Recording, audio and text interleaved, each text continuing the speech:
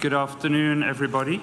Welcome to this first EU press conference of the second week of COP29.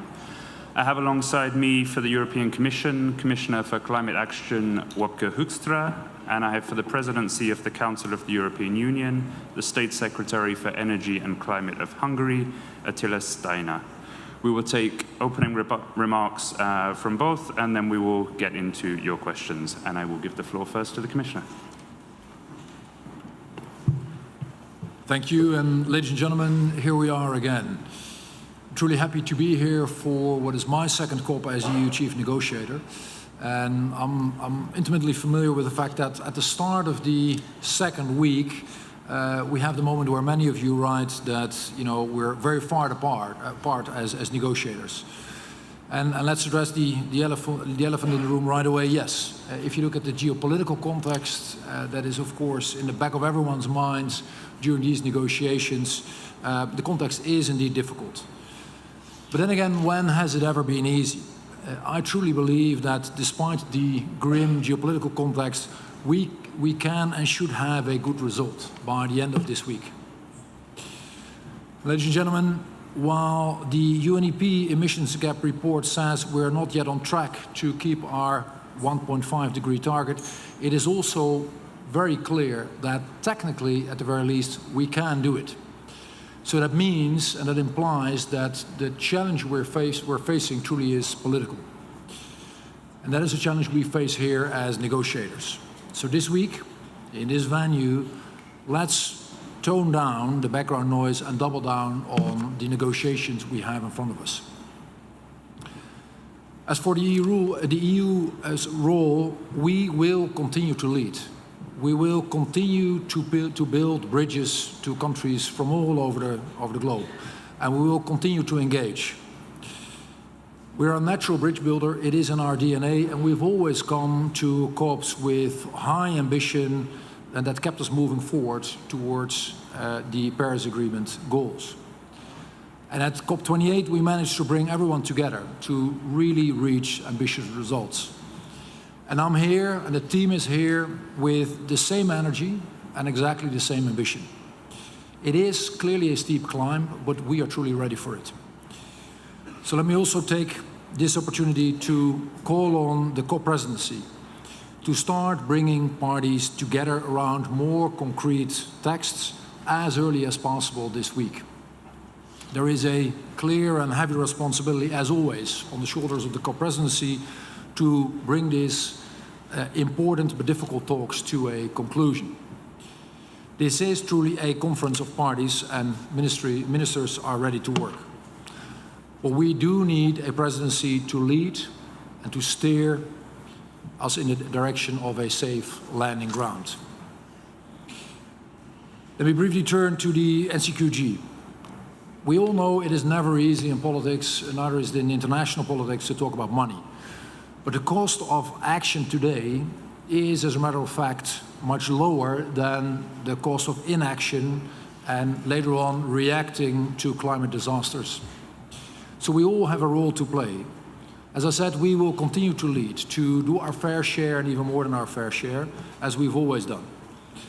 And public finance should remain at the core of the NCQG.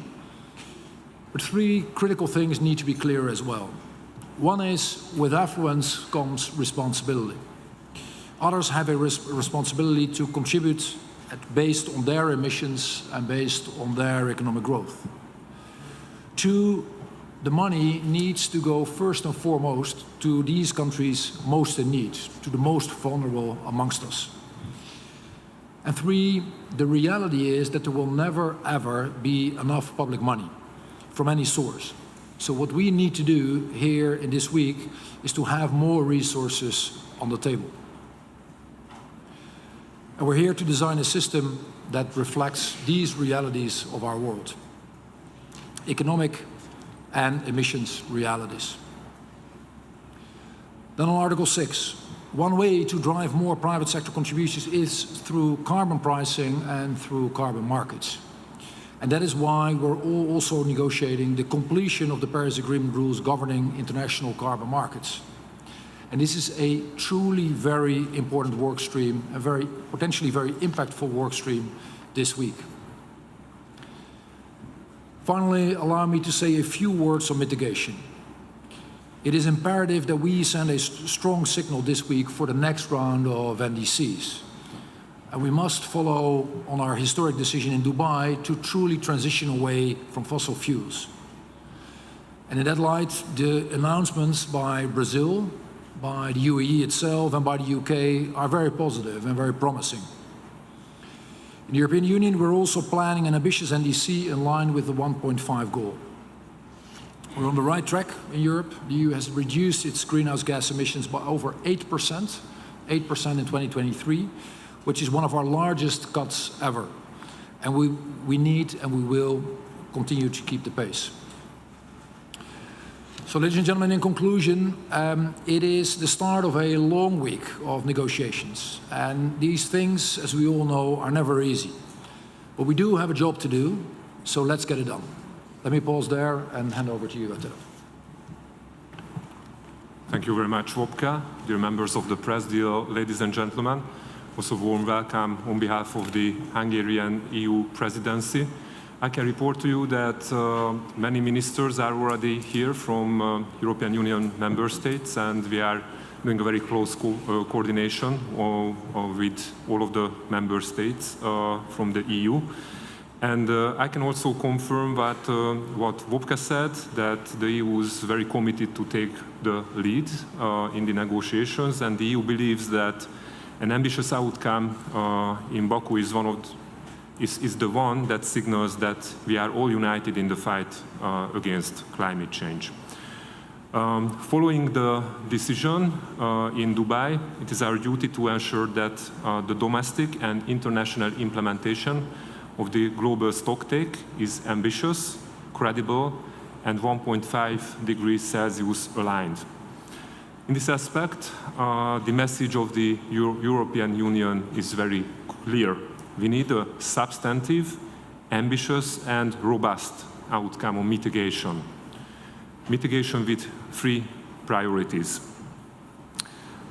Mitigation which follows up on the progress of the implementation of the global stocktake. Secondly, that recognizes the existing solutions on implementation.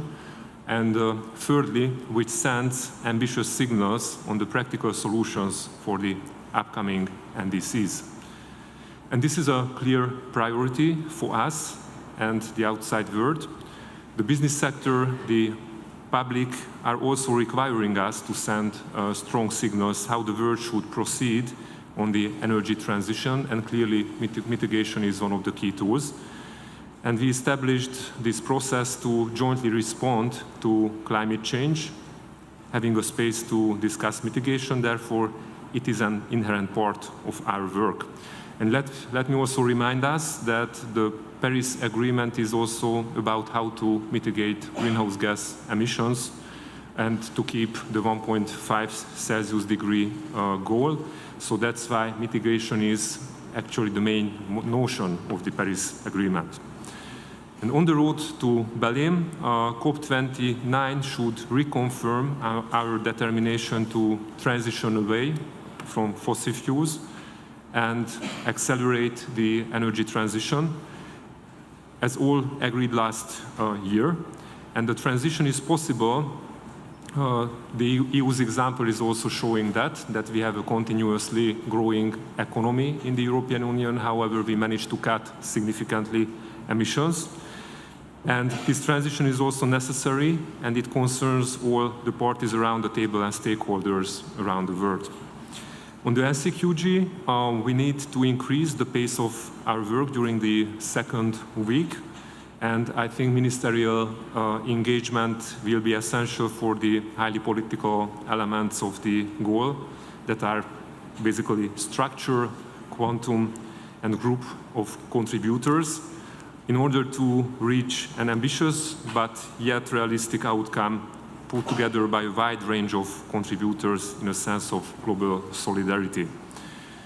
We are also hoping to conclude the negotiations under Article 6, as this would also mobilize much needed resources based on market mechanisms, while we ensure environmental and social integrity in the same time.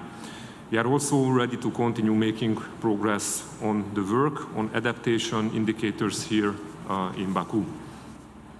So all in all, we are committed in the fight against climate change and available to work with all of the parties to achieve a successful outcome which the world expects from us. So we are here in Baku to deliver. Thank you very much for your attention. Thank you very much, State Secretary. Thank you very much, Commissioner. I'll take a few questions. I'll start right here in the front row. I'll take the two people sitting next to each other in the front. And the microphone should be coming to you.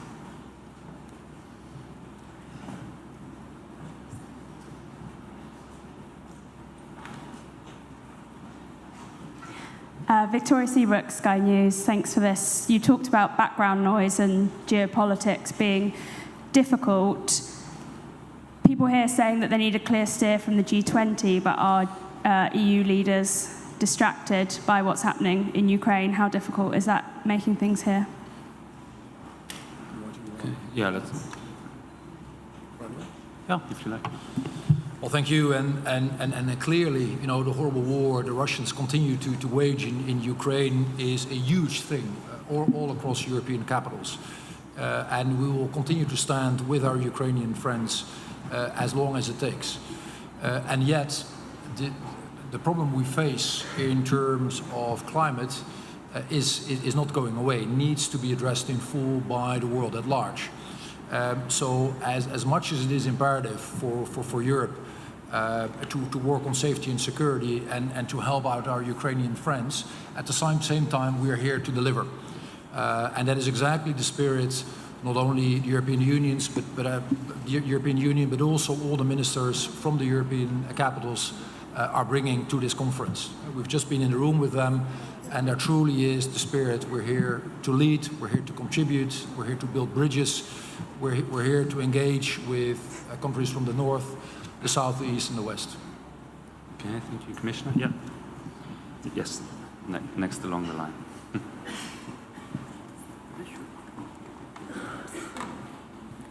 Thank you, Lorenzo Tecleme from Italian Media El Manifesto. There is a figure here that is very popular, the $1.3 trillion from 2035. Is that a figure that Europe could like? You know, in what I've learned in these type of negotiations is that it is typically not helpful to make, you know, all sorts of sweeping statements about these type of amounts, but it truly articulates, you know, what our ambition is here. Our ambition is to ASAP move forward on all the various and large domains that we have on the table here. And that clearly involves the financing. That clearly involves transitioning away from fossil fuels. And that clearly means doing much more in terms of carbon markets. And these are, if you will, the three main important points, the most important points on the agenda. In terms of financing, it is, as I've just said before, it is a combination of raising more money and more truly implies that more countries need to take their responsibility. It means involving private sectors financing not as an alternative, but as a top-on. And we need to make sure that the money lands with the most vulnerable. That is absolutely imperative if we want to create and bring fairness to the system. Okay, take some from the other side of the room. I'll go a bit further back. I'll go to the third row. Gentleman with the longer hair and the striped shirt.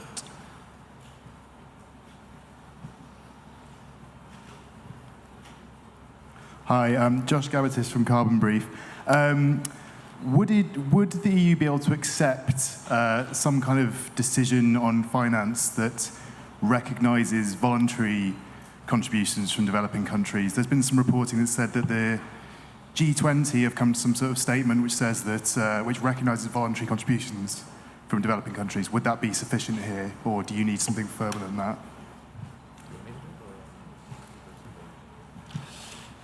So, what is a reality in these negotiations, what is a reality that the world agreed on earlier on, is this categorization of developed and developing. And yet, we also see that a range of countries have made tremendous economic progress in the last couple of decades. and good for them. I think it is an amazing achievement if you see what a range of countries have done. Our view is that, you know, with that affluence, with more economic growth, also comes the responsibility to do more in terms of burden sharing, because this truly is a global problem. And yet I do recognize that for countries it is typically difficult to leave entrenched positions and move officially from one category to the next. So a potential solution could be indeed to, without leaving these classic positions, to do move into a space of voluntary contributions. And in that sense, you know, we would be open and we would be welcoming to those countries who do make such a step, because in the end, this is not about dogmatism. This is about solving one of the largest problems that humanity is facing in this period of time. Okay, thank you. I'm sorry, yeah, State One Secretary. comment to that question, that I fully agree that, yes, of course, the more the voluntary contributions, the better. However, you should see the big picture that actually the European Union is responsible for 6.5% of the global emissions. However, in case of financing, we already have a much higher share. It's around 1/3 of the total financing. So we already took our part. But of course, the challenges are also growing. So that's why we encourage everyone to contribute as much as possible. Thank you. There's a lady in the second row. Yeah. Esme Salah, BBC News. The negotiations are still going on the Lima work programme at the moment. There's a line in there which is still in brackets about acknowledging that women and girls are vulnerable to climate change. That shouldn't really be a controversial statement. Who's blocking the fact of having that in there as a line of text, and what's the EU doing to resolve that?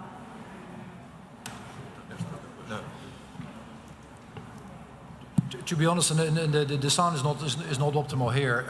I couldn't hear the exact line you were quoting, but in general, I think the negotiations, you know, are helped the most, you know, by not taking specific parts out and prejudging them, regardless of our own specific position.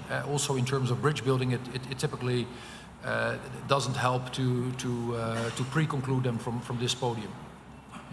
If I may, just to compliment Commissioner, we did issue an EU statement on the eve of COP about prioritizing this issue, so I can send that to you if that's helpful. What was it about? About gender. Okay. Yeah.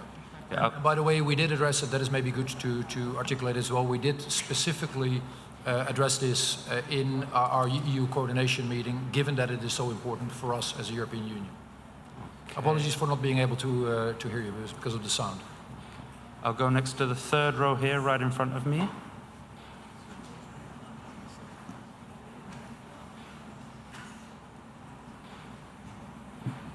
Urmi Goswami from the Economic Times. To follow up on George's question, is it enough for the EU that, you know, the certain countries that you mentioned who have become affluent are recognized as already putting in money through climate contributions for climate action in developing countries? Is that enough for the EU?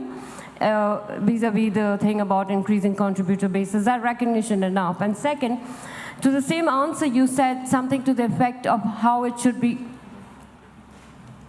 about it becoming a voluntary space. Are you saying that the EU is actually wanting to move to a space where all contributions become voluntary?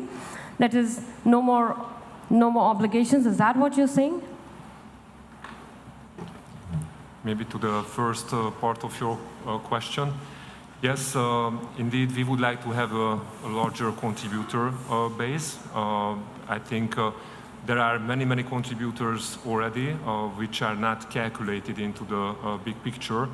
And also what I think has a clear potential, this is market mechanisms like Article 6, which can bring additional financing capabilities based on market mechanisms. So I think combination of many things that could help us to progress.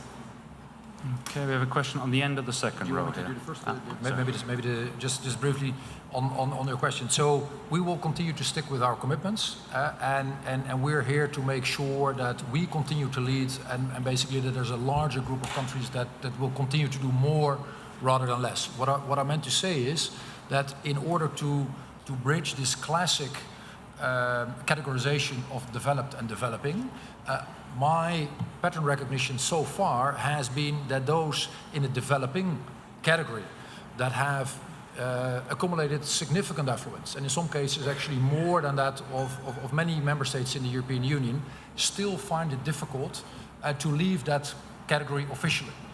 And regardless of what I think of that, that is simply a reality. And in order to make sure that these countries still feel the liberty to contribute, I do see a potential landing zone of them not moving and jumping boxes to the developed category, but moving to a voluntary contribution. That is what I tried to say. Okay, thank you, Commissioner. Yes, second. Thank you. My name is Parvana Baydamova, Voice of America, Azerbaijan Department. My question is about how can European Union to implement projects for transporting green energy from Azerbaijan to Europe? For all of you, maybe you wouldn't mind shouting at us because it enhances the conversation. Could you repeat the last bit of the question? Question is how can European Union help to implement projects for transporting green energy from Azerbaijan to Europe? Transporting green energy from Azerbaijan to Europe. Yes, I think there are many initiatives. Also, this region is considered as diversification options for Europe, and this is also acknowledged by several European member states and also by the European Commission. And the Green Energy Corridor is clearly such an initiative. And here, of course, there was also a special initiative of the COP presidency on that topic. So I think for the European Union, it's the better that we can import and diversify our energy supplies. And if it's clean energy, then that's even better. So I see this project could very clearly fit to our strategic objectives. Okay, thank you very much. One here in the front row. Hi, thank you for this.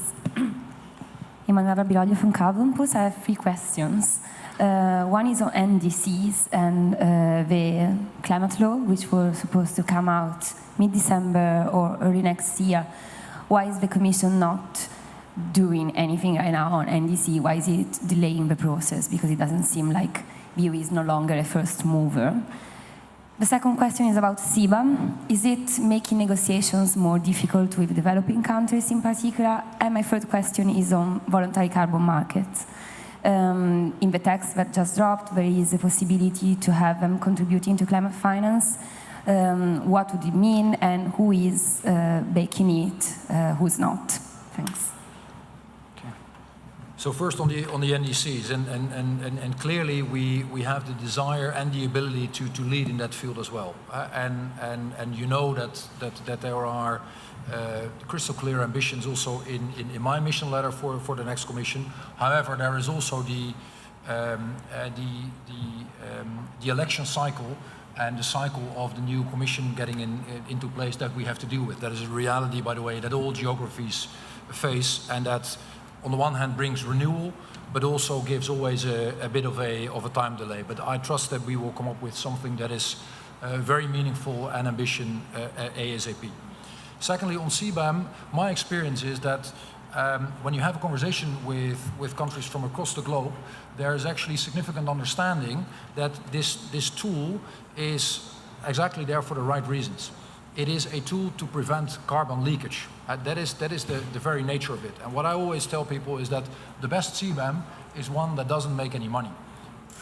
That has never been the objective. The objective is to make sure that carbon leakage from the European Union is being prevented, and that we make sure that overall the footprint of the world goes down. And what I think is very positive is that both on CBAM, but more generally in the domain of carbon markets, there's huge appetite. And there has been significant interactions with me, but also with all the great people working for the task force within the Commission to make sure that more countries embark on this. One of the most effective things humanity can do to tackle this problem is pricing carbon and moving forward in the second domain you're mentioning, carbon credits. Maybe one sentence on that, and maybe Attila has things to add. It would be great if we could make progress in that domain as well. What we do need to make sure, though, is that when we continue with carbon credits, the certification and the verification and where we set the bar is truly at the right level. Because we do not help anyone to basically to move forward with a system that lacks the integrity. So integrity is key, and once we have it, it is a huge step forward for countries developed and developing.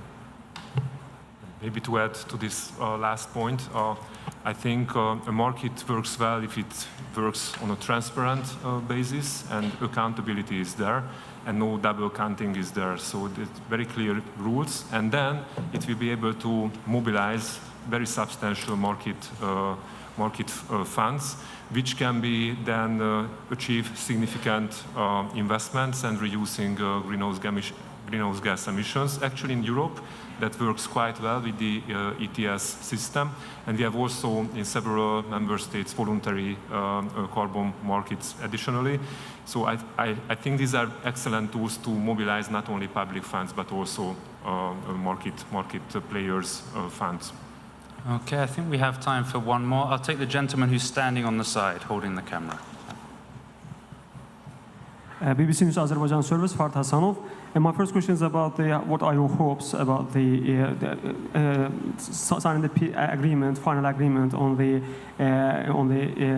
financing the underdeveloped countries, which is a major topic of COP29 in Baku during this week. And the second part of my question is about Trump is expected to withdraw his country from the Paris Agreement. How it will affect the climate talks and effectively, and especially EU's policy in this regard.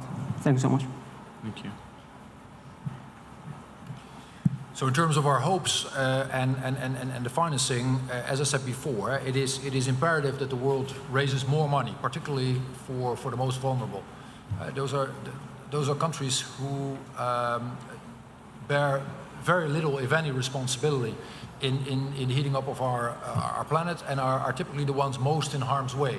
So I feel it is imperative that we make sure there's more public and more private sector financing being brought to the table to help out our partners most in need. So that will be our objective, and therefore it is crystal clear that we need to broaden the solution space. Secondly, it's what I would very much hope is that we can keep the integrity of this conference and this spirit of cooperation for all nations across the globe together, because this truly is a global problem we're facing, and therefore it is absolutely critical that we keep everyone, certainly those in a position of influence, of power, of clout, around the table, and ready to engage here with all of us. Thank you. Okay, if the State Secretary doesn't want to add anything, I will bring it to a close there. Just to already give you a heads up, we will have another EU press conference on Wednesday afternoon at 2 o'clock with the Commissioner and the head of the European Parliament delegation. And of course, we're here to help you with any questions that you have during the week. Thank you very much, Commissioner. Thank you, State Secretary.